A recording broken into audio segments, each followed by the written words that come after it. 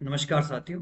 चाणक्यम coaching के social media platform पर मैं विजय चौहान आपका फिर से स्वागत करता हूँ। आज इंडियन पॉलिटी का तीसरा टॉपिक हमने शुरू किया है और इस टॉपिक में आज इंपॉर्टेंट कॉन्स्टिट्यूशनल की कैरेक्टरिस्टिक्स, इंपॉर्टेंट सोर्सेज के बारे में हम चर्चा करते हैं। अगर आप हमारे चैनल पर नए हैं, लाइक करें, शेयर करें, सब्सक्राइब करें और कमेंट में अपना रिव्यू जरूर दें।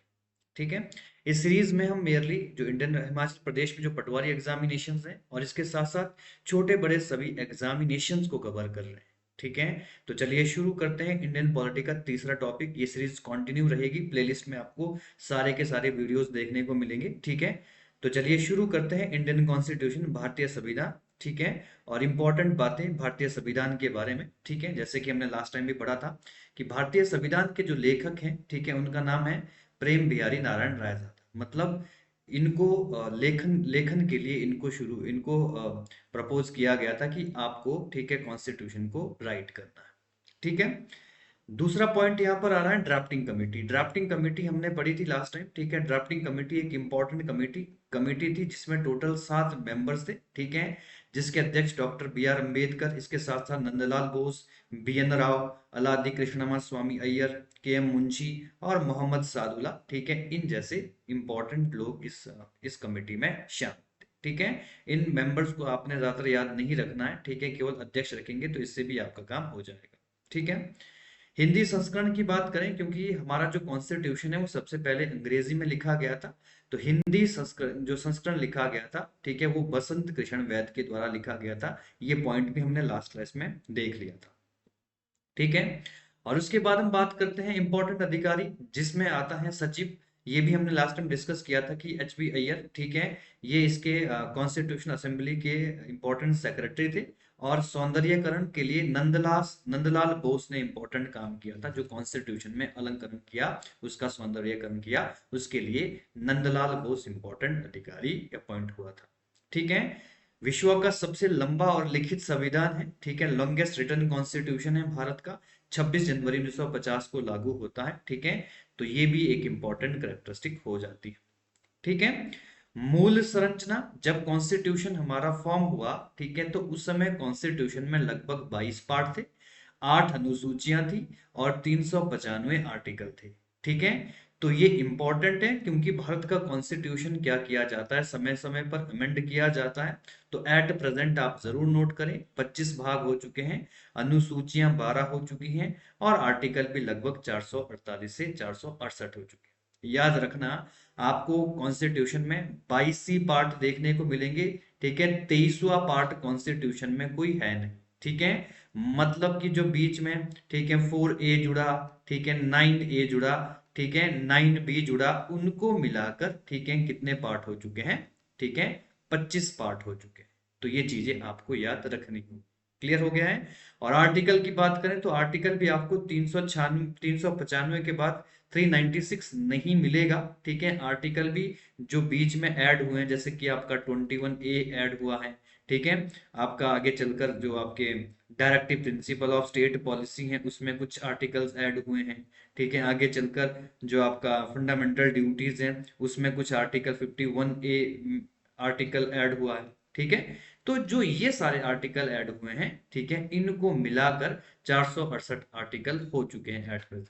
ठीक है। या हमारा जो 9A है वो बहुत इंपॉर्टेंट है। 243A से लेकर 243ZG तक आपको देखने को मिलता है। तो आप कह सकते हैं ये सभी आर्टिकल इसी श्रेणी में आते हैं। ठीक है। बीच में ऐड हुए हैं। क्लियर हो गया है। स्वरूप कैसा है? रिटर्न कॉन्स्टिट्यूशन है, लिखित संविधान है। अमेरिका विश्व का पहला देश था जिसने कॉन्स्टिट्यूशन को क्या किया था? रिटर्न कॉन्स्टिट्यूशन अडॉप्ट किया था। और भारत ने, ठीक है, यूनाइटेड स्टेट ऑफ अमेरिका से ये कैरेक्टरिस्टिक अडॉप्ट करी है, एक रिटर्न कॉन्स्टिट्यूशन अडॉप्ट किया है। तो ये भी चीज आपको प्रॉपर तरीके से याद रखनी। ठीक है।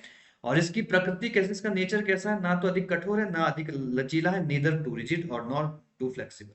इसका अर्थ है कॉन्स्टिट्यूशन को समय समय पर हम, ठीक है, अमेंड कर सकते हैं। आर्टिकल नंबर 368 आप याद रख सकते हैं। ठीक है।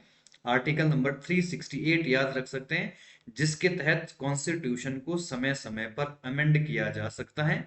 लेकिन अमेंड करने के लिए कई बार सिंपल मेजोरिटी की भी आवश्यकता पड़ती है। ठीक है। और कभी कभी क्वालिफाइड मेजोरिटी की भी आवश्यकता पड़ती है, और कहीं कहीं पर, ठीक है, इफेक्टिव मेजोरिटी, और कहीं कहीं पर स्पेशल मेजोरिटी की आवश्यकता भी पड़ती है। तो ये सारी मेजोरिटी बहुत इंपॉर्टेंट होती है। तो कॉन्स्टिट्यूशन की कुछ चीजें बहुत ही आसान तरीके से अमेंड की जाती हैं सिंपल मेजोरिटी से, लेकिन कुछ के लिए बहुत ज्यादा, ठीक है, मेहनत करना पड़ता है। यानी कि लगभग आपको स्टेट रेटिफिकेशन भी चाहिए होता है, और साथ में 2/3 मेजोरिटी भी चाहिए।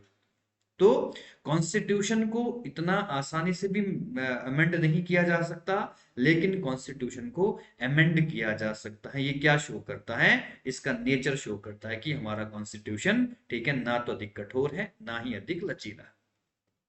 ठीक है।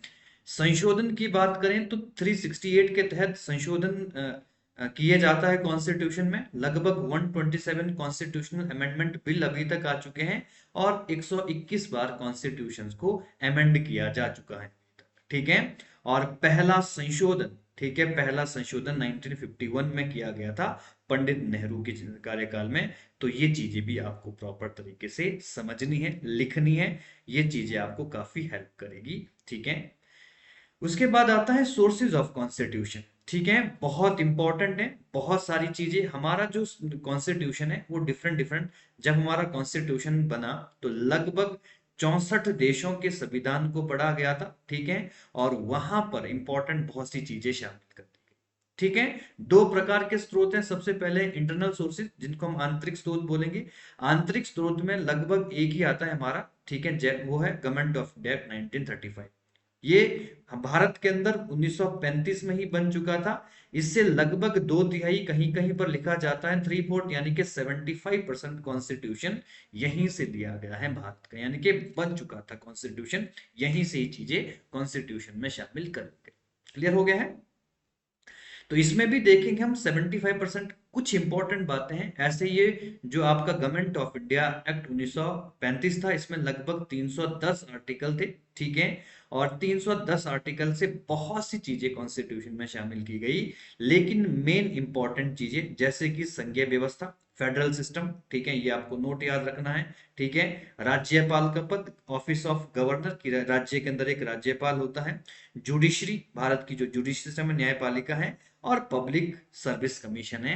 ये कुछ महत्वपूर्ण पॉइंट हैं जो कि हमने गवर्नमेंट ऑफ इंडिया एक्ट से लिए हैं। तो ये चीजें आपको याद करनी। ठीक है। बहुत बड़ा सोर्स है, बहुत सारी चीजें हैं यहाँ से ली हुई, लेकिन जो इंपॉर्टेंट है वही आपको यहाँ से नोट करनी है कि फेडरल सिस्टम का अर्थ क्या होता है। ठीक है। पावर का जो डिवीजन है स्टेट, सेंटर और, ठीक है, लोकल गवर्नमेंट के बीच, उसको हम संघीय व्यवस्था बोलते हैं। क्लियर हो गया? I think. ठीक है।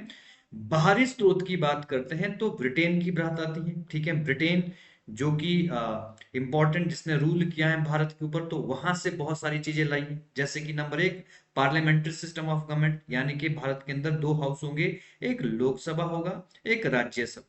ठीक है।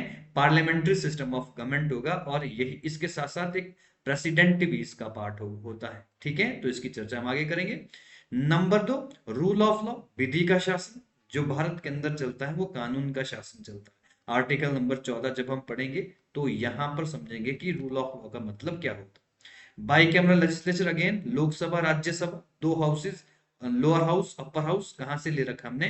ठीक है। ये भी हमने कहां से ले रखा है? ब्रिटेन से ले रखा है। बिल प्रोसीजर, कि किस तरह से पहले एक हाउस में बिल जाता है, फिर दूसरे हाउस में बिल जाता है, फिर वहां से प्रेसिडेंट के पास जाता है, फिर देश के अंदर बिल पास होता है। तो ये बिल प्रोसीजर भी कहां से ले रखा हमने? ब्रिटेन से। और इंपॉर्टेंट है एकल नागरिकता, सिटीजनशिप। ठीक है। आर्टिकल नंबर 505 से लेके 11 में हम इसके बारे में डिटेल में पढ़ने वाले हैं। तो सिंगल सिटीजनशिप का कंसेप्ट भी कहां से ले रखा है? ब्रिटेन से। तो ये सारी चीजें आपको रटनी है। ठीक है। बहुत इंपॉर्टेंट बात है यहाँ से। ठीक है। एक और चीज भी आप यहाँ पे नोट कर सकते हैं। ठीक है। वो है फर्स्ट पास दी पोस्ट सिस्टम। ठीक है। यहाँ पे मैं लिख लेता हूं। ठीक है। फर्स्ट पास्ट दी पोस्ट सिस्टम। ठीक है। ये हमारा जो सिस्टम है ये इलेक्शन में यूज किया जाता है, जिसका अर्थ होता है कि जो जीतने वाला है उसको ज्यादा वोट मिलने चाहिए। फॉर एग्जाम्पल, मान लीजिए 100 वोटर हैं टोटल। ठीक है। 100 वोटर में से ए को मिलते हैं 40 वोट। ठीक है। और बी को मिलते हैं 30 वोट, 70 वोट। और जो 30 वोट हैं, ठीक है, ये कास्ट नहीं करते हैं अपना वोट, कास्ट नहीं करते हैं वोट, ठीक है। तो जीतने वाला मेंबर कौन है, 40 जिसको वोट मिले इसी को कहते हैं first past the post system. तो ये भी हमने ब्रिटेन से लिया है, इसको भी आप जरूर ऐड कर लेना एक चीज, ठीक है। इसके साथ साथ अगर आप चाहो तो एक और चीज ऐड कर सकते हो, office of CAG article number 148 में हम पढ़ेंगे, ठीक है। Controller and auditor general of India बहुत इंपॉर्टेंट पद होता है, ठीक है। ये भी कहाँ से ले रखा है, ये भी हमने ब्रिटेन से ले रखा है। तो एक चीज आप ये नोट कर सकते हो, ठीक है, CAG बहुत इंपॉर्टेंट है। क्लियर हो गया है। तो ये कुछ कुछ चीजें इंपॉर्टेंट रहती हैं जो आपको याद करनी है। नेक्स्ट आता है यूनाइटेड स्टेट ऑफ अमेरिका, ठीक है। यहां से हमारे फंडामेंटल राइट हम पार्ट 3 में पढ़ेंगे, कॉन्स्टिट्यूशन के पार्ट नंबर 3 में पढ़ेंगे फंडामेंटल राइट, बहुत इंपॉर्टेंट पार्ट है, ठीक है। जिसमें लगभग आपके 12 से लेकर 35 तक आर्टिकल आते हैं। तो ये फंडामेंटल राइट का जो टॉपिक है ये हमने कहाँ से ले रखा है, USA से, ठीक है। जुडिशियल रिव्यू बहुत इंपॉर्टेंट है, आर्टिकल नंबर 137 पढ़ेंगे जब, ठीक है। तो इसमें जो सुप्रीम कोर्ट होता है उसको जुडिशियल रिव्यू करने का अधिकार होता है, ठीक है। एक बार जो कानून बन गया उसको दूसरी बार चेक करने का अधिकार, इसी को हम जुडिशियल रिव्यू कहते हैं। क्लियर हो गया है। नंबर 3 आता है प्रस्तावना। प्रस्तावना का मतलब होता है प्रियम्बल। प्रियम्बल जो कि कॉन्स्टिट्यूशन का जो पहला पेज है जिसको हम प्रीफेस कहते हैं, ठीक है। प्रियम्बल जिसमें लिखा है कि हम भारत के लोग आज एक ऐसा संविधान बना रहे हैं जैसे जो रिप्रेजेंट करता है सॉवर्निटी, ठीक है, डेमोक्रेसी, है ना। तो उसमें प्रियम्बल, तो ये प्रियम्बल कहाँ से ले रखा हमने, ठीक है। याद रखना इसकी लैंग्वेज ऑस्ट्रेलिया से ली गई है और जो प्रियम्बल है वो हमने कहाँ से ले रखा है, USA से, ठीक है। अगला है राष्ट्रपति उपराष्ट्रपति, प्रेसिडेंट एंड वाइस प्रेसिडेंट की जो पोस्ट है वो भी हमने कहाँ से ले रखा है, यूनाइटेड स्टेट ऑफ अमेरिका से ले रखा है, ठीक है। तो ये चीजें इंपॉर्टेंट है, इनको जरूर नोट करें, ठीक है, काफी इंपॉर्टेंट रहती हैं चीजें, ठीक है।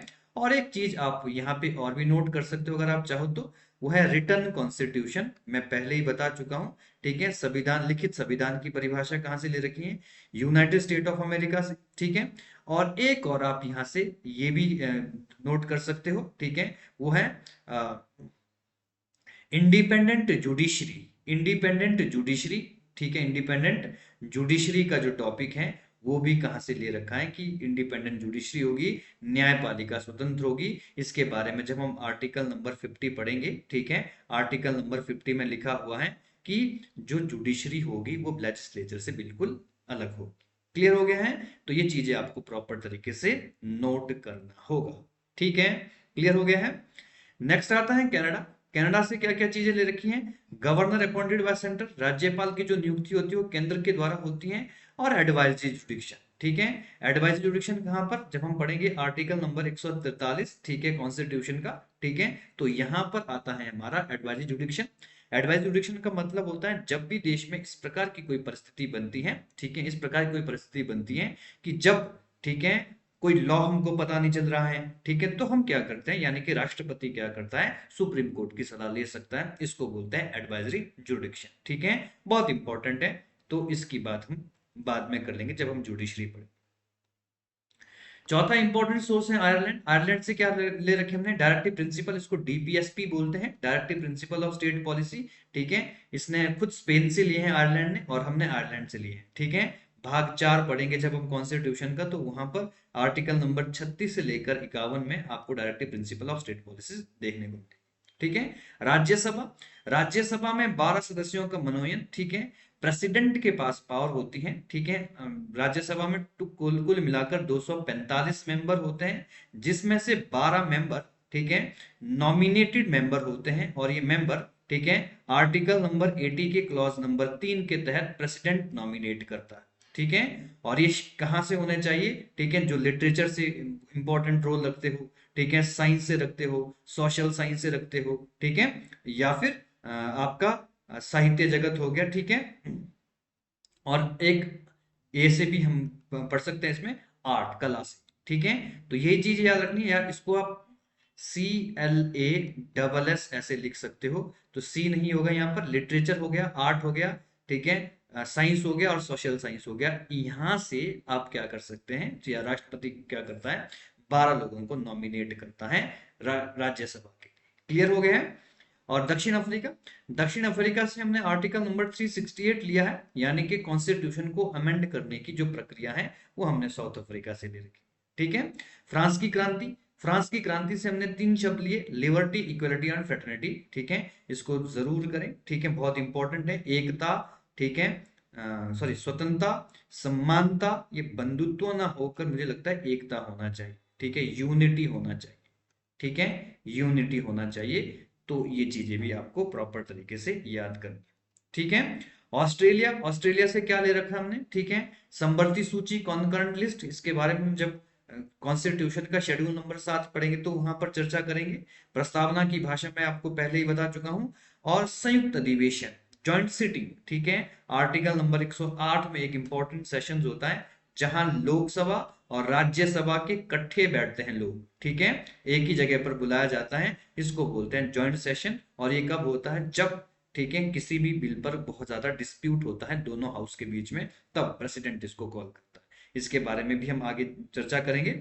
इसके साथ साथ ऑस्ट्रेलिया से एक चीज आप और नोट कर सकते हो, वो है ट्रेड एंड कमर्स। ठीक है, ट्रेड एंड कमर्स, ठीक है, जो ट्रेड और कमर्स होता है राज्य और केंद्र के बीच, या ठीक है, उसकी जो प्रोविजन है वो भी हमने ऑस्ट्रेलिया से लिया है। तो ये भी चीजें आप नोट कर सकते हो। जर्मनी, आपातकालीन प्रावधान, इमरजेंसी प्रोविजन। ठीक है, हिटलर के कार्यकाल में, ठीक है, जब देश के अंदर इसमें आप एक चीज ये ऐड कर सकते हैं कि suspension of fundamental right during emergency. ठीक है, जब देश के अंदर 352 धारा लागू होती हैं, यानी कि 352 इंटरनेशनल या नेशनल इमरजेंसी, और नेशनल इमरजेंसी इंक्लूड होती हैं, तो मौलिक अधिकार क्या हो जाते हैं? सस्पेंड हो जाते हैं, फंडामेंटल, सॉरी, सस्पेंड हो जाते हैं। ठीक है, तो ये प्रोविजन हमने जर्मनी से ले रखा।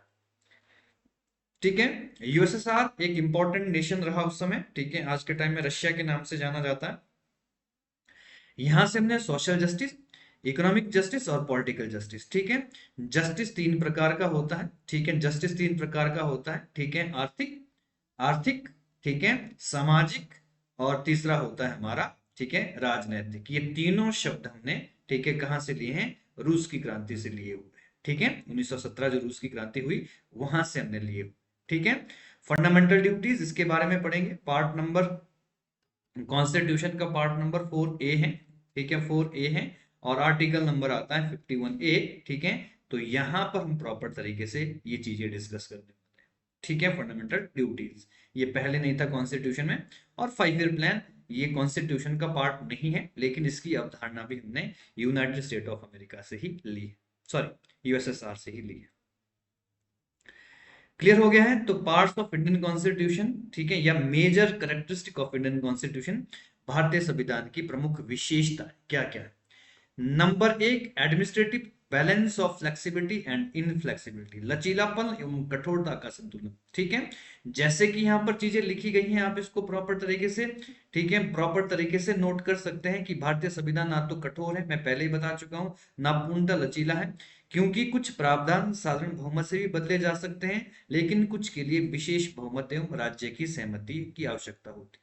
ठीक है, मैं आपको पहले ही बता चुका हूं कि कॉन्स्टिट्यूशन अमेंडमेंट करने के लिए कुछ प्रोविजन तो सिंपल मेजोरिटी से भी हो जाते हैं, लेकिन कुछ के लिए हमको 368, ठीक है, जिसके तहत, यानी कि जो 2/3 ऑफ एक्चुअल स्ट्रेंथ होती है पार्लियामेंट की, उसके साथ साथ, ठीक है, 50% स्टेट रेटिफिकेशन भी होना चाहिए। स्टेट रेटिफिकेशन का मतलब है कि राज्य भी बोल दे कि हाँ, आप इस अमेंडमेंट को कर सकते हैं। ठीक है, तो ये कहता है कि इतना कठोर है, कभी कभी इतना कठोर हो जाता है कॉन्स्टिट्यूशन को अमेंड करना, जिसके पास ज्यादा लोकसभा राज्यसभा में ज्यादा इंपॉर्टेंट बहुमत नहीं हो पाता है, दूसरे राज्यों में उसकी सरकार नहीं हो पाती। ठीक है, नेहरू जी के लिए चीजें आसान थी, नेहरू जी ने बहुत मात्रा में कॉन्स्टिट्यूशन अमेंडमेंट करवाए। इंदिरा गांधी के लिए इन्होंने तो बहुत सारे कॉन्स्टिट्यूशन अमेंडमेंट कराए, इनफैक्ट 27 से लेकर 45 तक जो कॉन्स्टिट्यूशन अमेंडमेंट है, वो किसके कार्यकाल में, सॉरी, 43 तक कॉन्स्टिट्यूशन अमेंडमेंट केवल और केवल इंदिरा गांधी जी के कार्यकाल में ही हुआ। ठीक है, क्लियर हो गया है? नेक्स्ट आगे चलते हैं। अगली विशेषता क्या है कॉन्स्टिट्यूशन की? सिंगल सिटीजनशिप, भारत की नागरिकता, इसके बारे में हम पढ़ेंगे, आगे डिटेल में पढ़ेंगे। ठीक है, कॉन्स्टिट्यूशन का जो पार्ट नंबर 2 है और आर्टिकल नंबर 5 से लेकर 11 है। ठीक है, यहां पर हम इसके बारे में पढ़ रहे हैं कि भारत में एकल नागरिकता की व्यवस्था है, प्रत्येक नागरिक को पूरे देश में समान नागरिक एवं राजनीतिक अधिकार प्राप्त होंगे। ठीक है, बहुत सी बातें हैं इसमें भी। ठीक है, आगे पढ़ेंगे कि नागरिक होना क्यों जरूरी है, अगर नागरिक हैं तो आपको कौन कौन से अधिकार हैं। और दूसरी बात, सिंगल सिटीजनशिप का मतलब ये होता है कि अगर आप दूसरे देश की नागरिकता को अपनाते हो तो आपकी नागरिकता, भारतीय नागरिकता समाप्त हो जाएगी और भारत में जो भी मौलिक अधिकार हैं, ठीक है, वो आपको नहीं मिलेंगे। मौलिक अधिकार की एक बहुत लंबी लिस्ट है, उसमें कुछ ऐसे मौलिक अधिकार होते हैं जो केवल भारतीय नागरिकों के लिए होते हैं, लेकिन कुछ ऐसे मौलिक अधिकार होते हैं जो सभी के लिए, चाहे भारत का नागरिक हो या नहीं। क्लियर हो गया यहां तक? नंबर 3 आता है यूनिवर्सल अडल्ट सफरेज। इसका मतलब है, ठीक है, सार्वभौमिक वयस्क मताधिकार कि 8 वर्ष से ऊपर, ठीक है, 8 वर्ष से ऊपर प्रत्येक व्यक्ति को वोट डालने का अधिकार है, ठीक है, चाहे वो किसी भी धर्म का हो, किसी भी जाति का हो, किसी भी रंग का हो, किसी प्रकार का कोई मतभेद उसके बीच में नहीं किया जाएगा। इनिशियली ये एज कितनी हुआ करती थी? 21 साल हुआ करती थी, ठीक है। 1989 में ये एज घटकर कितनी हो गई थी? ठीक है, 1989 में ये एज को घटाकर 18 कर दिया गया था। इसके लिए भी कॉन्स्टिट्यूशन अमेंडमेंट किया गया था। क्लियर हो चुका है?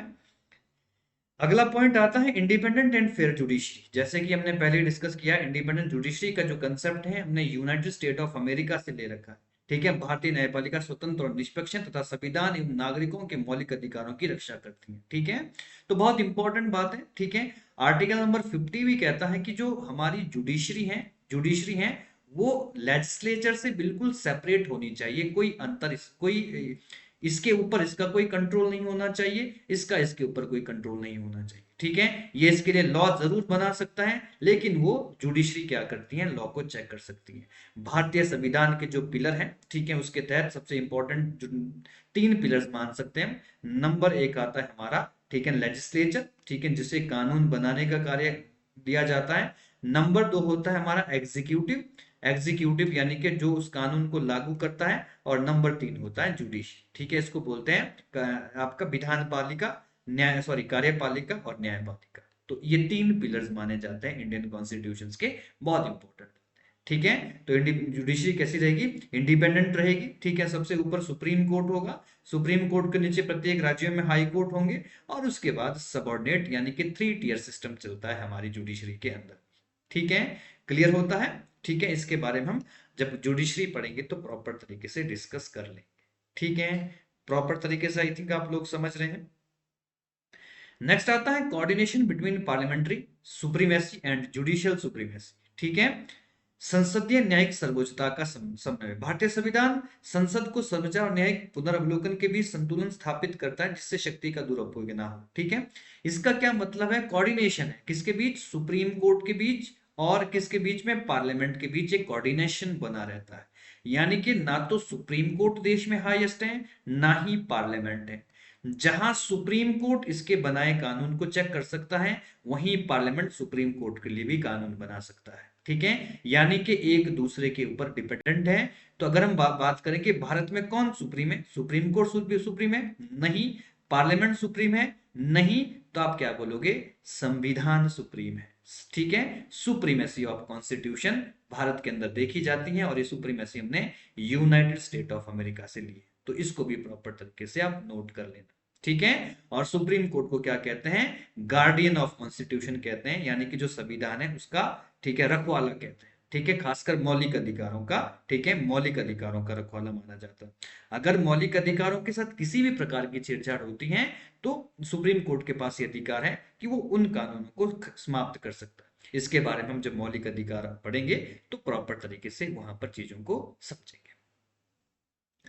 सुप्रीमेसी ऑफ कॉन्स्टिट्यूशन, जैसे कि मैंने आपको बता ही दिया पहले, संविधान की सर्वोच्चता यूनाइटेड स्टेट ऑफ अमेरिका से ली गई है, ठीक है। The constitution supreme law of land, all authority derive their power from it, ठीक है। संविधान देश का सर्वोच्च कानून है, सभी संस्थाओं को शक्ति से संविधान से ही प्राप्त होती हैं, यानी कि कॉन्स्टिट्यूशन ही सुप्रीम है देश के अंदर, इससे बड़ा कुछ भी नहीं है, इसके अकॉर्डिंग ही हमको चलना होगा, ठीक है। नेक्स्ट आता है पार्लियामेंट्री सिस्टम ऑफ गवर्नमेंट, संसदीय शासन प्रणाली। देश के अंदर मैं पहले ही बता चुका हूं कि पार्लियामेंट्री फॉर्म ऑफ गवर्नमेंट है, ठीक है। देश में संसद का कानून चलता है, ठीक है। पार्लियामेंट, संसद एक इंपॉर्टेंट पार्ट है, ठीक है। इसको हम पढ़ते हैं आर्टिकल नंबर 79 में, ठीक है। पार्लियामेंट के ही 3 पार्ट होते हैं, 3 पार्ट होते हैं पार्लियामेंट के, जब हम आगे प्रॉपर तरीके से पढ़ेंगे, ठीक है। एक होता है लोकसभा, ठीक है। एक होता है राज्यसभा, इसके आर्टिकल भी आपको याद रखने होते हैं, 80, 81। और तीसरा होता है प्रेसिडेंट ऑफ इंडिया, 52 के तहत राष्ट्रपति। ठीक है। तो पार्लियामेंट्री सिस्टम ऑफ गवर्नमेंट के ये इंपॉर्टेंट पार्ट है, यानी कि इन सभी, ये लोकसभा राज्यसभा क्या करते हैं, ये कानून बनाने का काम करते हैं, लॉ फॉर्मेशन का काम करते हैं। और प्रेसिडेंट क्या करता है, उस लॉ को लागू करने का काम करता है, एग्जीक्यूट करने का काम करता है। और चौथी बॉडी से जो बिल्कुल सेपरेट है वो जुडिशरी। ठीक है। जुडिशरी क्या करती है, इन कानूनों को चेक कर सकती है। तो इसको बोलते हैं कि भारत में संसदीय शासन प्रणाली है, जिसमें कार्यपालिका विधायिका के प्रति उत्तरदायी होती है। ठीक है। क्लियर हो गया। यानी कि कार्यपालिका का मतलब है प्रेसिडेंट। ठीक है। प्रेसिडेंट का मतलब है, ठीक है, कार्यपालिका का हेड होता है। कार्यपालिका में एक प्रेसिडेंट ही नहीं होता है, ठीक है, इसमें और भी प्राइम मिनिस्टर भी इसका पार्ट होता है, वाइस प्रेसिडेंट इसका पार्ट होता है। ठीक है। ये सभी किसके लिए होते हैं, ये सभी, ठीक है, लोकसभा के प्रति उत्तरदायी होते हैं, विधायिका के प्रति उत्तरदायी होते हैं। क्लियर हो गया है। आगे चर्चा और डिस्क्राइब कर लेंगे। फंडामेंटल राइट बहुत इंपॉर्टेंट पार्ट है। ठीक है। चाहे किसी भी फील्ड से आप हो, चाहे आप पॉलिटिकल साइंस से नहीं हो, हिस्ट्री हो, ज्योग्राफी हो, इकोनॉमिक्स हो, साइंस बैकग्राउंड से हो, कॉमर्स से हो, ठीक है, हर एक व्यक्ति को अपने मौलिक अधिकार पता होने चाहिए। ठीक है। क्या मेरे को कॉन्स्टिट्यूशन राइट प्रोवाइड करता है, तो वो कौन कौन से अधिकार हैं, उसके बारे में हम जल्द पार्ट 3 पढ़ेंगे कॉन्स्टिट्यूशन का, जिसमें आर्टिकल नंबर 12 से लेकर 35 तक हम कवर करेंगे। ठीक है। बहुत इंपॉर्टेंट पार्ट रहेगा ये। ठीक है। Fundamental right ensure civil liberties, protect citizen from, ठीक है, आर्बिट्री एक्शन ऑफ स्टेट। ठीक है। ये जो मौलिक अधिकार है, ये किसको प्राप्त है, ये भारत के सिटीजन को प्राप्त है। ठीक है। किसके खिलाफ प्राप्त है, राज्य के प्रति, कि राज्य किसी प्रकार का मनमाना कार्य ना करें। ठीक है। स्टेट किसी को डोमिनेट ना करे, तो उसको संरक्षण करने के लिए हमको फंडामेंटल राइट्स दिए गए। ठीक है। फंडामेंटल ड्यूटीज, इसके बारे में भी आगे डिस्कस करेंगे। संविधान का मैं ऑलरेडी बता चुका हूं कि भाग 4 क आता है, ए आता है, और आर्टिकल नंबर 51 ए आता है। इसमें लगभग 11 ड्यूटीज दे रखी हैं, जिसको हमने डिटेल में याद करना होगा।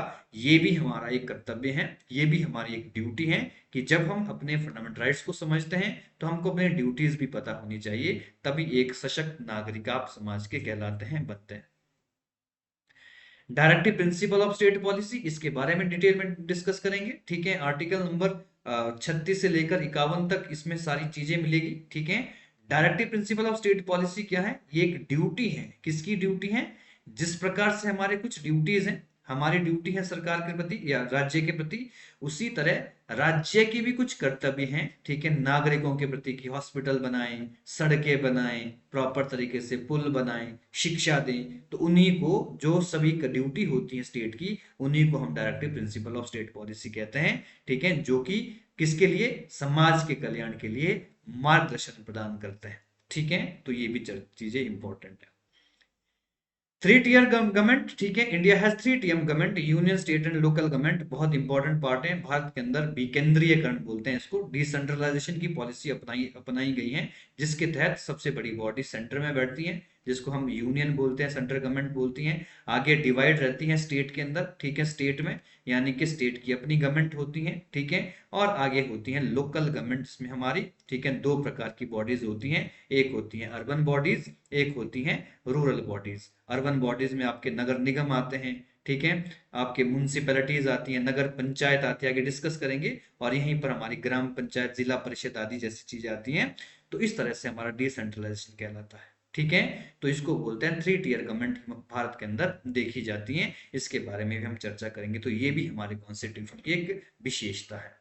डिसेंट्रलाइज सिस्टम, इसी को कहा जाता है लोकतंत्र को मजबूत करने हेतु विकेंद्रीकरण स्थानीय निकायों तथा किया गया है। यही चीजें डिसेंट्रलाइजेशन कहलाती हैं, कि यानी कि सेंटर को पता नहीं है कि हिमाचल प्रदेश के किस गांव में क्या प्रॉब्लम है, तो उस गांव की जो पंचायत है, वो पंचायत आगे स्टेट तक बताएगी, और स्टेट आगे जाकर सेंटर को बताएगा, तब सेंटर इस गांव के लिए प्लान करेगा। इसी को हम डिसेंट्रलाइजेशन कहते हैं, विकेंद्रीयकरण कहते हैं। ठीक है। तो ये चीजें भी हम आगे प्रॉपर तरीके से देखने वाले। ठीक है जी। इमरजेंसी प्रोविजंस हैं। ठीक है। इमरजेंसी प्रोविजन का मतलब है आपातकालीन प्रावधान है। आपातकाल के समय केंद्र सरकार को विशेष अधिकार दिए गए।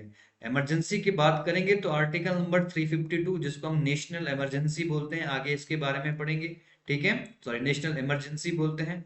और दूसरी आती है आपकी 356, जिसको हम कॉन्स्टिट्यूशनल इमरजेंसी या इसके प्रेसिडेंट रूल या स्टेट इमरजेंसी भी इसको बोलते हैं। ठीक है, प्रेसिडेंट रूल भी इसको बोल सकते हैं, स्टेट इमरजेंसी। और 360, ठीक है, 360 ये भी हमारी, इसको हम फाइनेंशियल इमरजेंसी बोलते हैं। तो ये तीन प्रकार की इमरजेंसी प्रोविजन है देश के अंदर, ठीक है, जिसकी अलग अलग विशेषता है, जिसके लागू होने से देश के अंदर काफी प्रभाव पड़ते हैं और विशेष केंद्र सरकार ही उस समय इंपॉर्टेंट रोल प्ले करती है इन इमरजेंसी में। इसके बारे में भी हम आगे डिस्कस कर लेंगे प्रॉपर तरीके से, ठीक है। 356 आज तक बहुत बार लगा हुआ है देश के अंदर, बहुत से ये स्टेट के अंदर लगता है, और 352 आज तक केवल 3 बार लगा है। आपको याद रखना है, फर्स्ट टाइम लगा था ये 1962 में, जब इंडो और चाइना के बीच में युद्ध हुआ था, ठीक है। और नेक्स्ट टाइम लगा था 1971 में, जब इंडो और पाकिस्तान के बीच में युद्ध हुआ था। और 1975 में तीसरा लगा था, उस समय, ठीक है, इंटरनल डिस्टरबेंस का हवाला दिया गया था, आंतरिक अशांति की बात की गई थी। तो ये बहुत डेंजरस होता है, बहुत सी चीजें, यानी कि जो केंद्र है उसके पास सारी पावर आ जाती है, हमारा जो फेडरल सिस्टम है, संघवाद है या डिसेंट्रलाइजेशन पॉलिसी, वो खत्म हो जाती है। यूनिटरी सिस्टम उसको कहते हैं, और सारी की सारी पावर किसके पास होती है? केंद्र के पास होती है। क्लियर? सेक्युलर स्टेट है, धर्मनिरपेक्ष राज्य है। भारत एक धर्मनिरपेक्ष राज्य, जहां सभी धर्मों को सम्मान दिया जाए। धर्मनिरपेक्ष का मतलब होता है राज्य का अपना कोई धर्म नहीं है, ठीक है। हमारे देश का अपना कोई धर्म नहीं है, हिंदू हमारा कोई धर्म नहीं है, ठीक है, मुस्लिम हमारा कोई धर्म नहीं है, स्टेट का कोई धर्म नहीं, ठीक है, लेकिन यहाँ पर सभी प्रकार के धर्म के लोग रह सकते हैं, इसको बोलते हैं सेक्युलर स्टेट। इसके बारे में भी हम आगे चर्चा करेंगे, ठीक है। फेडरल कॉन्स्टिट्यूशन विद यूनिटरी बस, ठीक है, बायस, एकात्मक आधार वाला संघीय संविधान, तो मैं पहले ही बता चुका हूं।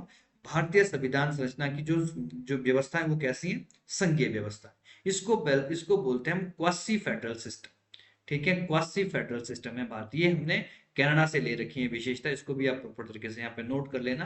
क्वासी फेडरल का मतलब होता है, ठीक है, ना तो कंप्लीटली यूनिटरी, ठीक है, एकात्मक, और ना ही कंप्लीटली संघीय। इसको थोड़ा सा मैं एक्सप्लेन कर लेता हूं, ठीक है जी। ये हमारा सेंटर है, सेंटर है। सेंटर ने आगे स्टेट को पावर दे रखी है कि तुम अपने राज्य के अंदर काम कर सकते हो। स्टेट ने आगे किसको पावर दे रखी है?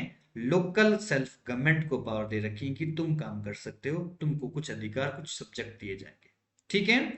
लेकिन, ठीक है, जो सेंटर है ये कभी कभी स्टेट के जो सब्जेक्ट हैं उनको चेंज कर सकता है, या उनको पब्लिक वेलफेयर का सब्जेक्ट बनाकर सेंटर कानून कर सकता है, ठीक है, इसको बोलते हैं यूनिट। ये जो तीनों ये डिवीजन किया गया है, ये वाला डिवीजन, सेंटर ने स्टेट को पावर दी, स्टेट ने लोकल सेल्फ गवर्नमेंट, इसको बोलते हैं हम, ठीक है, फेडरेशन सिस्टम, फेडरल सिस्टम, ठीक है, इसको बोलते हैं फेडरल सिस्टम, ठीक है, यानी कि संघवाद, ठीक है। लेकिन एक होता है सारी पावर सेंटर ही यूज करता है, सेंटर ही स्टेट को कंट्रोल कर रहा है, ठीक है, लोकल सेल्फ सेल्फ गवर्नमेंट का कोई अस्तित्व नहीं है, इसको बोलते हैं एकात्मक प्रणाली, यूनिटरी सिस्टम, ठीक है। और हमारा जो देश है ना तो कंप्लीटली एकात्मक है, ना कंप्लीटली फेडरल है। ऐसे तो 24 घंटे हम फेडरल देखते हैं, लेकिन सेंटर कभी कभी क्या कर सकता है? स्टेट के सब्जेक्ट को अपने पास ले सकता है, इसको बोलते हैं यूनिटरी, यूनिटरी हो गया।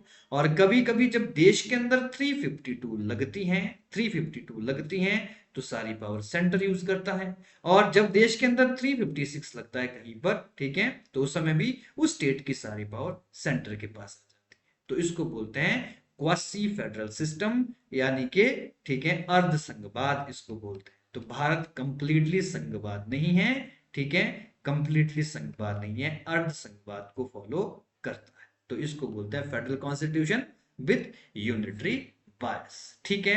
होप आपको अच्छा लगा होगा, टॉपिक समझ आ गया होगा इसको। आइए, हमारा इंपॉर्टेंट कॉन्स्टिट्यूशन की परिभाषा थी। नेक्स्ट टॉपिक में हम प्रिएम्बल ऑफ इंडियन कॉन्स्टिट्यूशन और इसके साथ schedule of Indian constitution discuss करेंगे। बने रहिए, सभी प्रकार के एग्जामिनेशन की तैयारियों को बनाते रहिए, पुख्ता करिए, और लाइक करें, शेयर करें, सब्सक्राइब करें, कमेंट में अपने रिव्यू जरूर दें। बहुत बहुत धन्यवाद।